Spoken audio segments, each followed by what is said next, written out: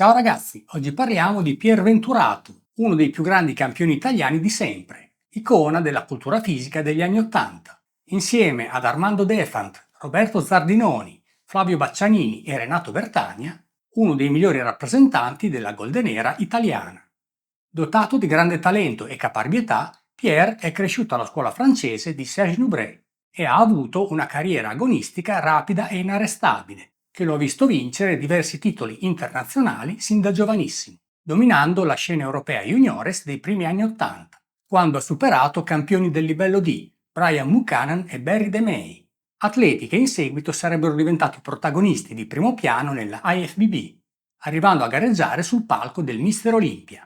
Dotato di un fisico classico, muscoloso, simmetrico, ben proporzionato, cesellato alla perfezione e di una personalità esuberante, Pierre si presentava sul palco con un atteggiamento vincente che non lasciava scampo agli avversari. Un'immagine che gli ha permesso di conquistare ben 2 titoli assoluti come campione mondiale WABA fra i dilettanti, superando atleti straordinari come John Brown e Flavio Baccianini. Arrivato a calcare i palchi come professionista, Pierre ha avuto modo di confrontarsi in gara con alcuni dei migliori campioni dell'epoca e di sempre, da Serge Nubret a Thierry Pastel. E, a detta di molti esperti del settore, solo la politica delle federazioni gli ha impedito di conquistare un paio di titoli mondiali anche fra i professionisti, relegandolo alla seconda piazza sul podio, che comunque rimane un risultato eccezionale. E chissà dove sarebbe potuto arrivare se nel 1989 i soliti magheggi di corte delle federazioni non gli avessero impedito di partecipare al Mister Olympia di Rimini. Comunque, ai tempi, Venturato era un atleta simbolo della cultura fisica internazionale, amatissimo in Italia e all'estero, richiestissimo per seminari ed esibizioni, spesso presente sulle copertine delle riviste di settore e in numerose trasmissioni televisive sulle principali emittenti nazionali.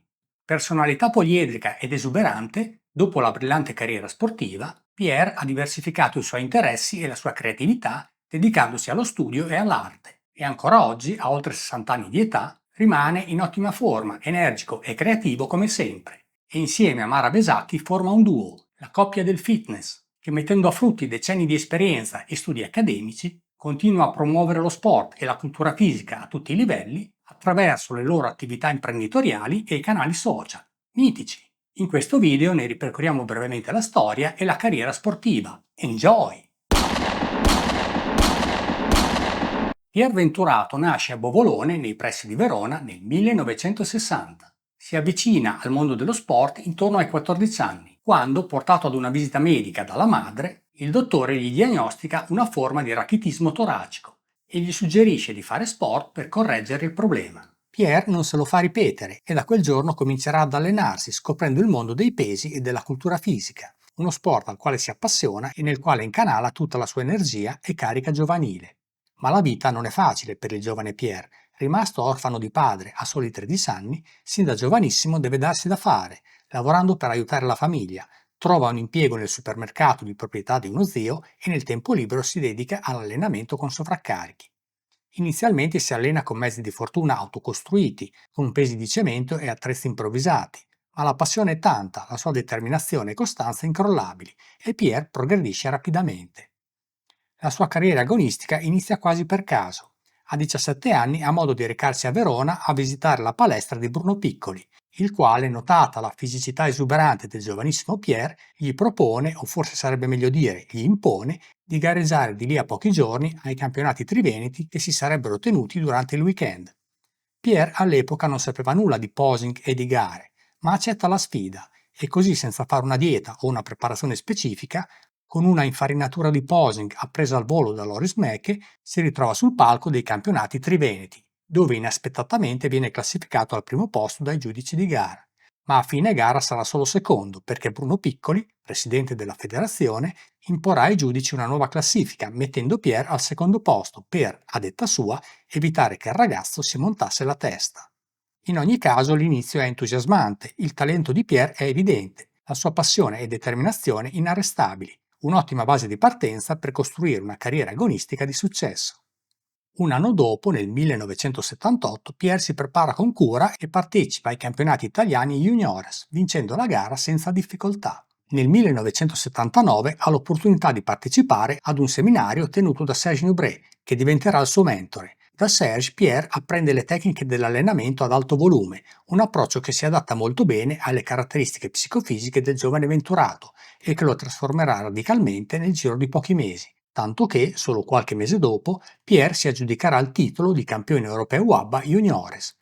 È l'inizio della scalata di Venturato ai vertici delle classifiche internazionali della WABA. Nel 1980 si conferma campione europeo juniores. Nel 1981 si aggiudica per il terzo anno consecutivo il titolo di campione europeo juniores, superando gli emergenti Brian Buchanan e Barry DeMay. Inoltre conquista un ottimo secondo posto nelle medie taglie al campionato mondiale. Il 1982 è l'anno della consacrazione di Pierre a campionissimo di livello mondiale. Ai campionati mondiali WABA vince sia la categoria medie taglie che il titolo assoluto, superando un colosso come John Brown e aggiudicandosi la Pro Card. Col titolo mondiale la vita di Pierre cambia radicalmente. Arrivano gli sponsor, piovono le richieste per seminari ed esibizioni e la sua palestra va a gonfie vele. A questo punto Pierre può vivere della sua passione, essendo un atleta professionista a tutti gli effetti. Nel 1983 si conferma atleta di punta sempre fra i dilettanti, vincendo per la seconda volta il titolo assoluto al campionato mondiale WABA davanti a Jeff Prim e Flavio Baccianini.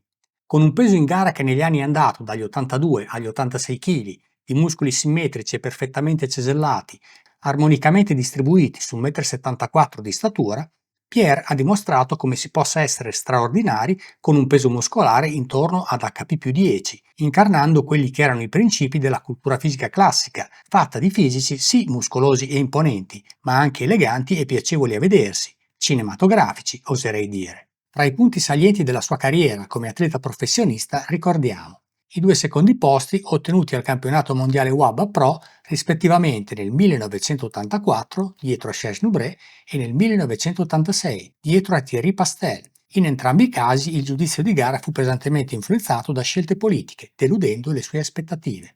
Una volta passato professionista, infatti, Pierre si accorge, suo malgrado, che al di là delle sponsorizzazioni e dei soldi che guadagnava facendo seminari ed esibizioni, i giudizi e le classifiche di gara nelle competizioni professionali ai massimi livelli venivano pesantemente influenzate dagli interessi e dalla politica delle federazioni, una valutazione che aveva ben poco a che vedere con il valore atletico e sportivo degli atleti in pedana. Al di là delle classifiche di gara, comunque, rimangono epici i suoi incontri-scontri agonistici sul palco con Serge Nubret, in un confronto fra maestro e allievo che ispira ancora oggi.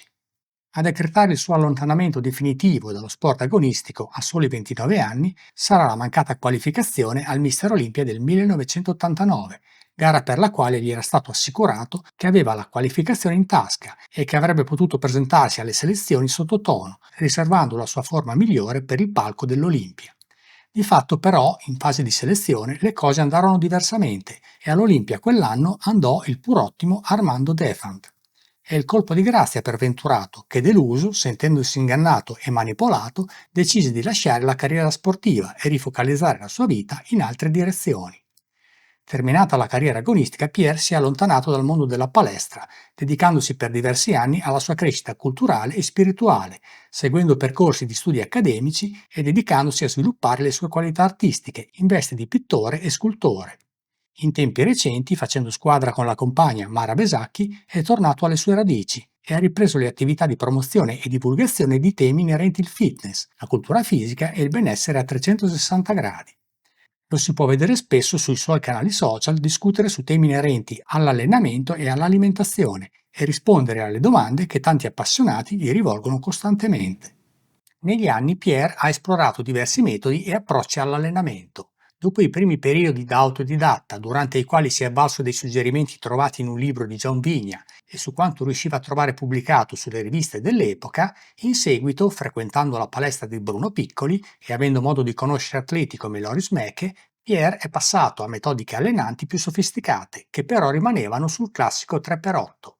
Fu solo in seguito alla partecipazione ad un seminario tenuto da Serge Nubret a Verona sul finire degli anni 70 che Pierre cambiò radicalmente il suo approccio all'allenamento, trovando nel metodo a ritmi serrati e ad alto volume proposto da Nubret la chiave di volta che gli consentì di trasformare radicalmente il suo fisico e diventare lo splendido atleta che avrebbe dominato le classifiche delle gare WABA per diversi anni. Partendo dallo schema preso da Nubré, in seguito Pierre ha modificato gli allenamenti ottimizzandoli per le sue caratteristiche psicofisiche, arrivando a codificare un suo metodo, meno incentrato sul pump estremo proposto da Serge, ma comunque mantenendo un lavoro ad alto volume e frequenza. In sintesi, una programmazione nella quale allenava ogni gruppo muscolare 3 volte a settimana, ad eccezione del petto che reputava un gruppo carente e al quale dedicava 4 sedute ogni 7 giorni. Eseguiva 25 serie per gruppo muscolare che si riducevano a circa 15 per le braccia, lavorando con carichi consistenti per 10-12 ripetizioni per serie e ritmi di lavoro serrati, con pause di riposo tra i set intorno ad 1 minuto. Un approccio in qualche modo simile a quello di un altro grandissimo, il mitico Arnold Schwarzenegger. Sul piano alimentare, in linea con le pratiche in voga all'epoca, nei 3-4 mesi che precedevano una gara, Pierre seguiva una dieta molto rigida. Dotato di un metabolismo relativamente lento, nella fase pre-gara riduceva l'apporto calorico quotidiano a 1000-1100 calorie, con un menù che consisteva in 1 chilo di carne accompagnata da tanta verdura cruda. Un approccio che funzionava a meraviglia per permettergli di scolpire i muscoli rivelando i dettagli delle fibre muscolari, ma lo esponeva costantemente ai morsi della fame. Racconta di avere provato vari espedienti per combattere la sensazione di fame che lo accompagnava nel periodo pre-gara, dal dolore autoinflitto al fumo del sigaro. Quest'ultima, una tecnica che scoprì, lo distraeva facendogli tollerare meglio i crampi dello stomaco. Una pratica iniziata per motivi funzionali alla quale Pierre si è in seguito appassionato e che coltiva ancora oggi. Riassumendo, Pierre Venturato è stato uno dei più grandi bodybuilder italiani di sempre, più volte campione europeo e mondiale. Partito da umili origini, Pierre ha saputo costruirsi una vita di successo con passione, caparbietà e determinazione, sviluppando dapprima il suo notevole potenziale atletico, tanto da diventare uno dei campionissimi della sua epoca, una delle icone della cultura fisica italiana degli anni Ottanta, e in seguito crescendo in modo deciso anche a livello di conoscenza, affrontando studi e attività in diversi ambiti, dalla scienza all'arte, a sfatare una volta ancora il vecchio e stantio luogo comune che vorrebbe il bodybuilder tutto muscoli e niente cervello. Pierre non ha certo bisogno di presentazioni, è bravissimo nel raccontarsi da solo. Noi lo ringraziamo per averci fatto sognare con le sue prestazioni sui palchi di gara e per l'ottima attività di promozione e divulgazione in ambito fitness che svolge ancora oggi. Concludiamo questo video augurando a lui e a Mara ancora tanti anni di serenità e successi. Avanti così ragazzi! Ciao, alla prossima!